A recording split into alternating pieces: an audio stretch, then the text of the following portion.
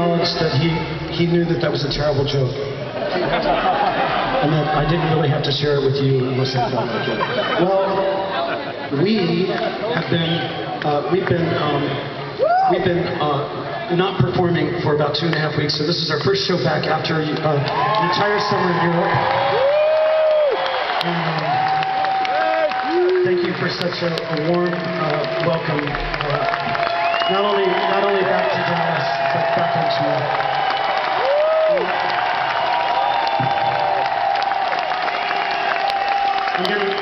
I said earlier, I'm going to try to rein this in and stay on point here, which is a media term. And I love you too. We've already established that twice tonight.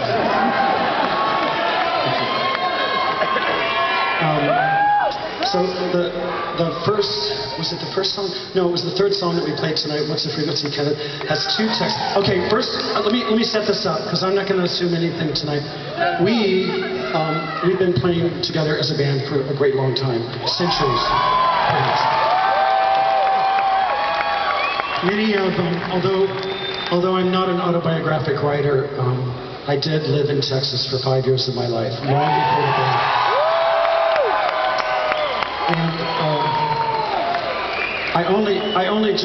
this is the first time this past week I was looking at one of the airline magazines, and they have the map of the United States. And for the first time ever, I saw Killeen Fort Hood as one of the cities. It's named. I don't know if that's worthy of applause or what, but apparently it's grown a little bit since I was there. Anyway, I've used those 5 years repeatedly to be able to acknowledge my hatred of this despicable administration.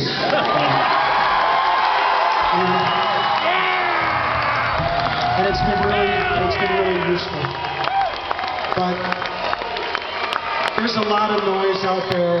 There's a whole lot of noise, and I'm kind of a glass half full guy, and I feel like, I've had a very fortunate and a very privileged life. I think all of us have, or we wouldn't be at an R.E.M. concert on a Friday night.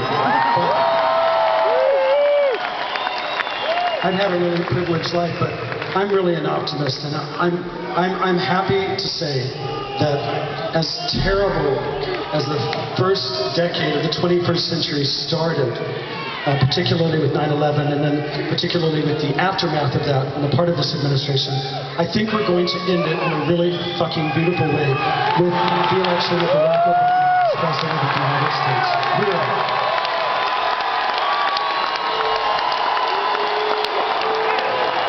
Now,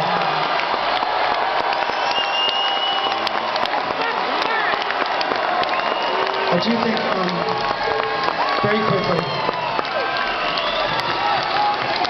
the 2 things that I wanted, okay, so we set that up. Copper's Cove, Texas. I lived there for 5 years. Heart of Texas County, Coryell County.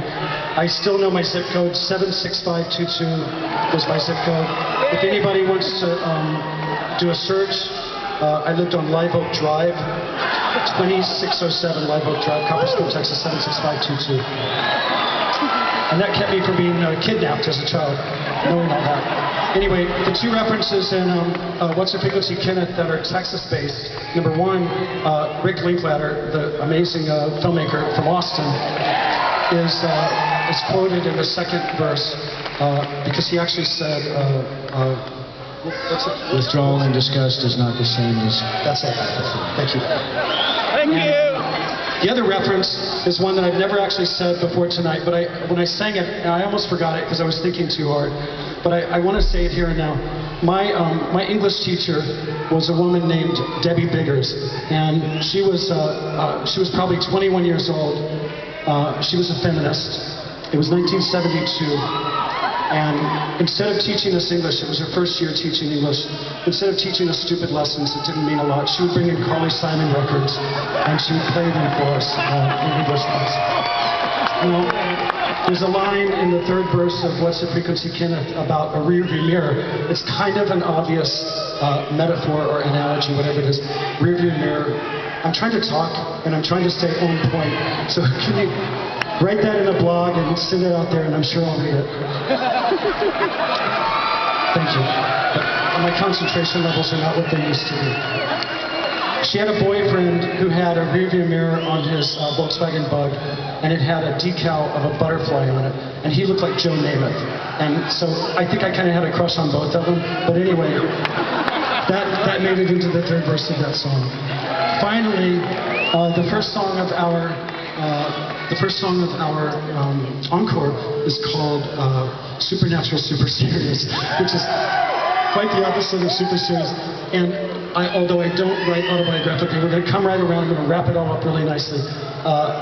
The summer camp where I had the bizarre seance experience is actually not far from here. And if anybody wants to look it up, it's Camp Tahoya. And it was nothing actually sexual occurred. And it, in fact, did not impact my adult sexual proclivities.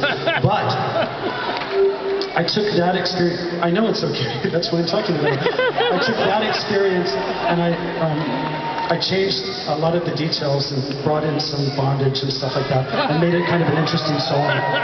So there's that. Another little Texas reference there. Thank you all so much for listening to us. On drums, Bill Reefland. On second guitar, Scott, Tears of a Clown, McCoy. My beer is called R.E.M. Storm Cloud, and it's pretty good. My name is Michael, that's Peter, that's Mike. We're R.E.M. and this is what we do. Thank you for joining us.